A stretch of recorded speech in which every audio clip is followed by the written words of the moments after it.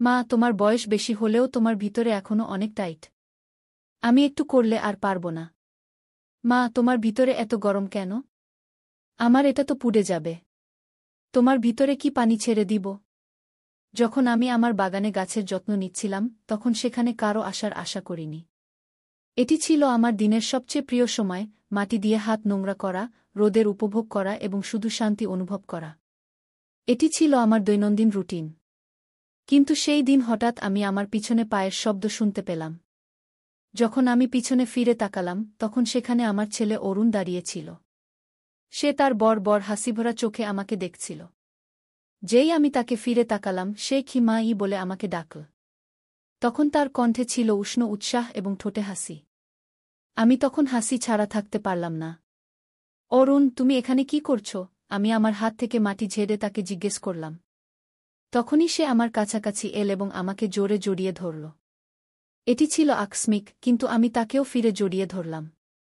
তারপর তার শক্ত বাহুগুলোকে আমার চারপাশে অনুভব করতে লাগলাম। অরুণ এখন ২-৫ বছরের হয়ে গেছে, এবং তাকে দেখে আমি অবাক হতাম যে সে কিভাবে এত দ্রুত একটি লম্বা, সুন্দর পুরুষে পরিণত হয়েছে। তারপর সে আমাকে বলল, মা, আমি আপনাকে এখানে একটি সারপ্রাইজ দিতে এসেছি। সে আমার চোখের দিকে তাকিয়ে বলল, আমি জানি আপনি এই বাগানটি কতটা পছন্দ করেন, এবং আমি ভেবেছিলাম আমি আপনার কিছু সাহায্য করতে পারি। তখন আমি হালকা করে হেসে বললাম, ঠিক আছে। আমি সঙ্গীর আশা করিনি, কিন্তু সাহায্য করতে অস্বীকারও করতে পারি না। যখন সে আমার পাশে দাঁড়াল এবং একটি ছোট কোদাল হাতে নিল, তখন তার চলাফেরায় কিছু আলাদা ছিল। তার যুবক শক্তিতে পরিবেশ ভরে গেল, এবং এক মুহূর্তের জন্য বাগানটি একটি নতুনভাবে সুগন্ধিত হয়ে উঠল। তারপর আমরা একসাথে কাজ শুরু করলাম।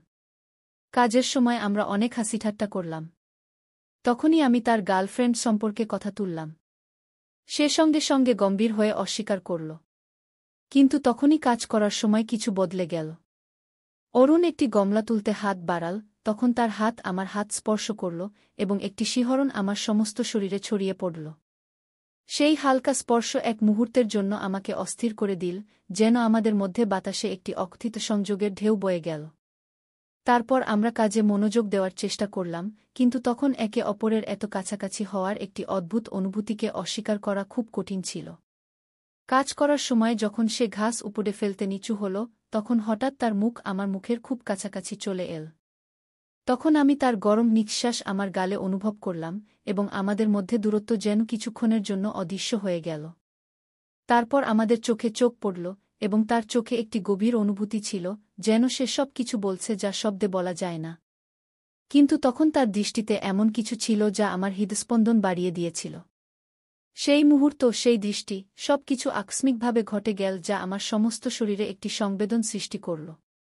তখন সে নরমভাবে জিজ্ঞেস করল, মা, আপনি ঠিক আছেন? তার কণ্ঠে ছিল কোমলতা এবং একটি অকথিত তীব্রতা। তখনও তার চোখ আমার সৌন্দর্য দেখছিল, এবং আমার নিঃশ্বাস থেমে গেল। আমার কণ্ঠ কাঁপছিল, এবং আমি আমার সংযম বজায় রাখার চেষ্টা করে উত্তর দিলাম, আমি ঠিক আছি, বেটা। তারপর আমি আমার ঠোঁটে হাসি আনার চেষ্টা করলাম, কিন্তু এখন আমাদের মধ্যে পরিবেশ সম্পূর্ণ বদলে গেছে। এখন প্রতিবার যখন আমি তার দিকে তাকাতাম, আমি তাকে আমাকে দেখতে পেতাম। তার দৃষ্টি আমার বুকের মধ্যে একটি হালকা আকাঙ্ক্ষা জাগিয়ে তুলছিল। তারপর যত আমরা এগিয়ে যেতে লাগলাম, পরিবেশে একটি অদ্ভুত অস্থিরতা ভরে গেল। এখন অরুণের স্বাভাবিক এবং চঞ্চল স্বভাব কিছুটা বেশি গম্ভীর এবং আবেগপ্রবণ হয়ে গেছে। তখন সে দাঁড়াল এবং তার বাহু প্রসারিত করে আংটি নিতে লাগল, যা আমাকে তার বাবুর একটি ঝলক দেখাল। তখন আমার দৃষ্টি বাবুর উপর আটকে গেল, এবং আমার হৃদস্পন্দন বেড়ে গেল। তখন অরুণ বলল, মা, তুমি জানো গো? তার কণ্ঠ ছিল নরম এবং অন্তরঙ্গ। সে বলল, আমি সবসময় বিশ্বাস করি যে তুমি পৃথিবীর সবচেয়ে সুন্দর নারী, কারণ তোমার চেয়ে সুন্দর নারী আমি আজ পর্যন্ত দেখিনি। তার শব্দগুলি শুধু প্রশংসার চেয়ে বেশি একটি স্বীকারোক্তি ছিল, যা আমাকে ভাবতে বাধ্য করল। এর আগে যে আমি কিছু বলতে পারি, সে আরও কাছে চলে এল। তারপর তার হাত আমাকে আলতো করে জড়িয়ে ধরার জন্য এগিয়ে এল। তার আঙুলগুলি আমার হাতের উপর একটি রেখা তৈরি করতে লাগল, যেখানেই সে স্পর্শ করল, সেখানে একটি শিহরণ ছড়িয়ে পড়ল। তখন আমি তার উষ্ণতা আমার শরীরে অনুভব করতে পারছিলাম, এবং তখন পৃথিবী আমাদের জন্য ছোট হয়ে গেল। তারপর একটি কোমল স্পর্শের সাথে সে আমার কানের পিছনে তার গরম নিঃশ্বাস ছড়িয়ে দিতে লাগল। তার আঙুলগুলি আমার গাল স্পর্শ করে সেখানেই থেমে গেল, এবং তখন আমি একটি তীব্র আকাঙ্ক্ষা অনুভব করছিলাম যা আমাকে একই সাথে রোমাঞ্চিত এবং ভীত করছিল। যখন সে আমার ভিতরের অস্থিরতা অনুভব করল, সে নিচু হয়ে গেল। তারপর তার ঠোঁট আস্তে আমার ঠোঁট স্পর্শ করল। এই চুম্বন ছিল খুবই কোমল এবং প্রশ্নবিদ্ধ, কিন্তু তখন আমি কিছু বলতে পারলাম না। তখন আমার হৃদয় দ্রুত স্পন্দিত হচ্ছিল। আমি কখনো কল্পনাও করিনি যে আমার ঠোঁট তার ঠোঁটের সাথে এমনভাবে মিলিত হবে। তখনই চুম্বন আরও গভীর হতে লাগল, যেন আমরা দুজন বহু বছর ধরে বিচ্ছিন্ন কোনো প্রেমিক। তারপর সে তার হাত আমার কোমরে রাখল এবং আমাকে আরও কাছে টানতে লাগল। তখন তার স্পর্শে আমি একটি জ্বলন্ত আগুন অনুভব করলাম, যা আমি উপেক্ষা করতে পারলাম না। তখন আমাদের চুম্বনের মধ্যে অরুণের হাত ধীরে ধীরে আমার ব্লাউজের বোতাম খুলতে শুরু করল। এখন প্রতিটি গতি ছিল চিন্তাশীল এবং অকথিত প্রতিশ্রুতিতে পূর্ণ। তারপর যেই আমার কাপড় পরতে শুরু করল, আমি ভিতর পর্যন্ত কেঁপে উঠলাম। সেই মুহূর্তে মনে হচ্ছিল যেন আমি সম্পূর্ণ অসহায় এবং অনিরাপদ হয়ে গেছি, কিন্তু একই সাথে হৃদয়ে একটি অদ্ভুত রোমাঞ্চ উঠছিল। মনে হচ্ছিল যেন সবকিছু খুলে গেছে এবং আমি নিজেকে আগের চেয়ে আরও মজাদার অনুভব করছি। সেই মুহূর্ত ছিল ভয় এবং উত্তেজনার একটি অদ্ভুত মিশ্রণ। তখন আমরা কিছুক্ষণের জন্য আলাদা হলাম এবং আমাদের শ্বাস পরস্পরের সাথে মিলিত হল। তখন আমাদের চোখ একে অপরের মধ্যে ডুবে গিয়েছিল। তখন অরুণ আস্তে ফিসফিস করে বলল, রাখো। তখন তার কণ্ঠে কিছু অদ্ভুত অনুভূতি ছিল। তারপর সে বলল, মা, আমি তোমাকে বলতে চেয়েছিলাম যে আমি তোমার জন্য কত গভীরভাবে অনুভব করি। কি এটি শুনে আমার হৃদয়ে একটি অদ্ভুত অস্থিরতা এবং ব্যথা উঠল। তারপর আমি ধীরে ধীরে আমার হাত উঠালাম এবং তার চোয়ালের কঠিন রেখা হালকা করে স্পর্শ করলাম। তখন তার চোখে এমন কিছু ছিল যা আমাকে আরও কাছে টানছিল। তখন আমি কিছু না বলে তার ঠোঁটের দিকে ঝুঁকে আরেকটি চুম্বন দিলাম। এই চুম্বন শুধু একটি সাধারণ অনুভূতি ছিল না, বরং আমাদের মধ্যে সেই অকথিত অনুভূতির গভীরতা দেখাচ্ছিল, যা শব্দে বলা সম্ভব ছিল না। সেই মুহূর্তে বাইরের বিশ্ব যেন কোথাও অদৃশ্য হয়ে গিয়েছিল। আমাদের চারপাশে নিস্তব্ধতা ছিল এবং মনে হচ্ছিল যেন আমরা দুজন কোনো আলাদা বিশ্বে হারিয়ে গেছি। এই মুহূর্ত শুধু আমাদের ছিল, যেখানে আমরা আমাদের সম্পর্কের সেই নতুন অনুভূতি আবিষ্কার করছিলাম, যা এখন ধীরে ধীরে আমাদের মধ্যে জাগ্রত হচ্ছিল। শেষ পর্যন্ত যখন আমরা একে অপর থেকে আলাদা হলাম, তখন আমাদের মুখ লাল ছিল এবং হৃদয় জোরে স্পন্দিত হচ্ছিল। তখন অরুণ আমাকে একটি হালকা কিন্তু মিষ্টি হাসি দিল। সেই হাসি এমন ছিল যেন সে জানত যে আমাদের মধ্যে কিছু পরিবর্তন হয়েছে। সেই হাসির সাথে সে বলল, আমি চা বানিয়ে আনি কি। এত বলেই সে রান্নাঘরে যেতে লাগল এবং আমি তাকে রান্নাঘরের দিকে যেতে দেখতে লাগলাম। তখন আমার মনে একটি অদ্ভুত অনুভূতি ছিল, খুশি, উত্তেজনা এবং কিছুটা চিন্তাও। তার স্পর্শ এখনও আমার ত্বকে অনুভূত হচ্ছিল। এখন আমি ভাবতে শুরু করলাম যে এখন সবকিছু আগের মতো থাকবে না, কারণ আমাদের মধ্যে অনেক কিছু পরিবর্তন হয়ে গিয়েছিল এবং এই পরিবর্তন ছিল গভীর এবং স্থায়ী। তারপর যখন আমি ভিতরে গেলাম, তখন দেখলাম অরুণ রান্নাঘরে আছে। টেবিলে 2টি কাপ চা রাখা ছিল। তখন সে শান্তভাবে বসেছিল, কিন্তু তার চোখে সেই গরম উত্তেজনা ছিল যা আমি আগে দেখেছি। তারপর আমি হাসতে হাসতে চায়ের কাপ তুলে নিলাম এবং সেই মুহূর্তে অনুভব করলাম যে এই সম্পর্ক এখন একটি নতুন শুরুর জন্য প্রস্তুত। তারপর আমরা একসাথে বসে চায়ের চুমুক নিতে লাগলাম। তখন আমরা নীরব ছিলাম, নিজ নিজ চিন্তামগ্ন। আমি এই নতুন শুরু নিয়ে ভাবতে লাগলাম যে আমি কি এটির মুখোমুখি হওয়ার জন্য প্রস্তুত। তখন অরুণও কিছু ভাবছিল।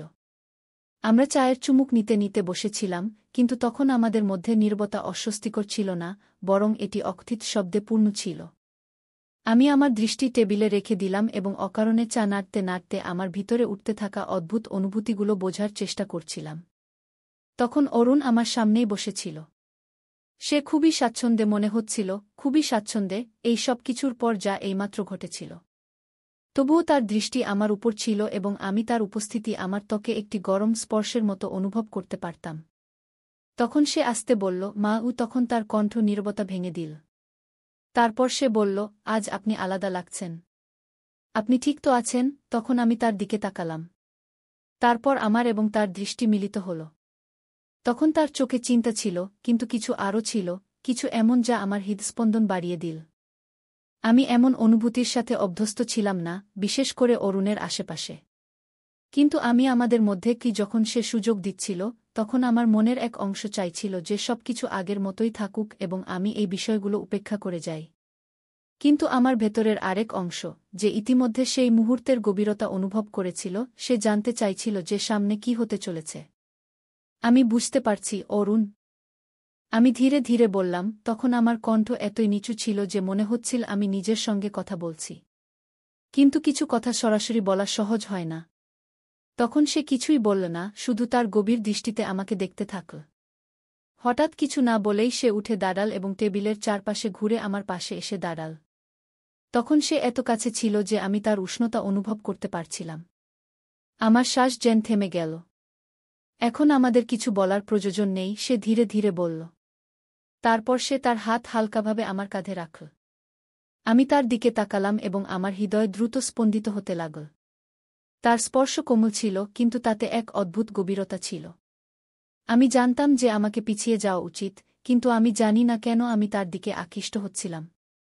তখন তার স্পর্শ আমাকে এক ধরনের শান্তির মতো লাগছিল। অরুণ, তখন আমি বলতে শুরু করলাম, কিন্তু আমার কথা থেমে গেল।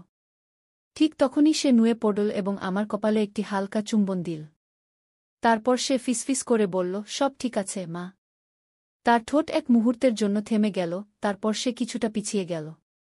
কিছুক্ষণ ভেবেই সে বলল, মা, আমি তোমাকে ছেড়ে কোথাও যাব না। তার কণ্ঠে এত কোমলতা ছিল যে আমার হৃদয় যেন এক অদ্ভুত শান্তি পেল। যখন অরুণ আমার কাঁধে হাত রাখল এবং বলল, সম্ভবত এখন আমাদের কথা বলার প্রয়োজন নেই, তখন আমি নিজেকে থামাতে পারলাম না। সে তখন তাড়াহুড়ো করছিল না, শুধু আমার সঙ্গে ছিল, আমার প্রতিক্রিয়ার অপেক্ষায় ছিল। এবং যতই আমি এটা থামানোর চেষ্টা করছিলাম, ততই আমি আমাদের মধ্যে আকর্ষণকে অস্বীকার করতে পারছিলাম না। তখন আমি অরুণের সঙ্গে নিরাপদ বোধ করছিলাম, কিন্তু এখন এটা তার চেয়ে অনেক বেশি হয়ে উঠছিল। এখন আমাদের মধ্যে কিছু উন্মোচিত হচ্ছিল, এমন কিছু যা আমাদের নির্ধারিত সীমানা অতিক্রম করেছিল। অরুণ, আমাকে না। আমি ফিসফিস করে বললাম। এর আগে যে আমি পুরো কথা বলতে পারি, সে ধীরে ধীরে আমার গাল ধরে আমার মুখ তার দিকে ঘুরিয়ে নিল। তারপর সে ধীরে ধীরে বলল, মা, তোমার কিছু বলার প্রয়োজন নেই, শুধু আমাকে এখানে তোমার সঙ্গে থাকতে দাও। তখনও আমার হৃদয় দ্রুত স্পন্দিত হচ্ছিল। যখন আমি তার চোখের দিকে তাকালাম, তখন তার দৃষ্টিতে এক আকাঙ্ক্ষা দেখে আমি স্বস্তি পেলাম, আবার ভয়ও পেলাম। আমি জানতাম না কি করতে হবে, এই অনুভূতিকে কিভাবে বুঝব যা আমার ভেতর উথালপাথাল করছিল। কিন্তু সেই মুহূর্তে তার হাত আমার গালে এবং তার চোখ আমার চোখের দিকে তাকিয়েছিল, তখন আমি পিছিয়ে যেতে চাইছিলাম না। ধীরে ধীরে সে আবার নুয়ে পড়ল এবং আমার গালে একটি হালকা চুম্বন দিল। এটা তার দিক থেকে একটি ইঙ্গিত ছিল যা খুবই কোমল, কিন্তু এটা আমার মেরুদণ্ডে একটি শিহরণ ছড়িয়ে দিল। তারপর আমি আমার চোখ বন্ধ করলাম, তার ঠোঁটের উষ্ণতা আমার ত্বকে অনুভব করতে করতে, এবং এক মুহূর্তের জন্য বাকি সবকিছু ভুলে গেলাম। এখন সবকিছু যেন ঝাপসা হয়ে যাচ্ছিল। কিছুক্ষণ পরে যখন সে পিছিয়ে গেল, তখন আমি আমার চোখ খুললাম এবং তাকে আমাকে দেখতে পেলাম। তার মুখ খুবই কোমল এবং শান্ত দেখাচ্ছিল। আমি শুধু তোমার খেয়াল রাখতে চাই, সে ধীর কণ্ঠে বলল, এটুকুই।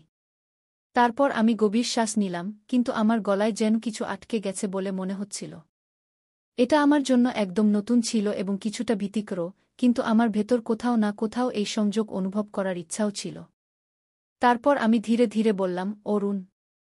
তখন আমার কণ্ঠ এতই নিচু ছিল যে সেটা শোনা কঠিন ছিল। তারপর সে হালকা হেসে আমার কানের পাশের এলোমেলো চুল ঠিক করতে লাগল। তারপর সে শান্ত স্বরে বলল, কিছু না মা, এখন আমাদের কিছু বুঝতে হবে না। এবং সেই মুহূর্তে আমি তার কথায় বিশ্বাস করলাম। তখন সম্ভবত আমাদের এখনই চূড়ান্ত সিদ্ধান্তে পৌঁছানোর প্রয়োজন ছিল না। সম্ভবত এটাই ঠিক ছিল যে আমরা শুধু এখানে একসঙ্গে থাকি এবং জিনিসগুলো নিজে নিজে সাজিয়ে নিই। আমরা দুজন কিছুক্ষণের জন্য নিঃশব্দে বসে রইলাম, কিন্তু আমাদের মধ্যে টান এখনও অব্যাহত ছিল, তবে এখন সেটা হালকা এবং সহনীয় মনে হচ্ছিল। তখন অরুণ আমাকে আর কিছু জিজ্ঞাসা করল না এবং এর জন্য আমি মনে মনে তার কৃতজ্ঞ ছিলাম।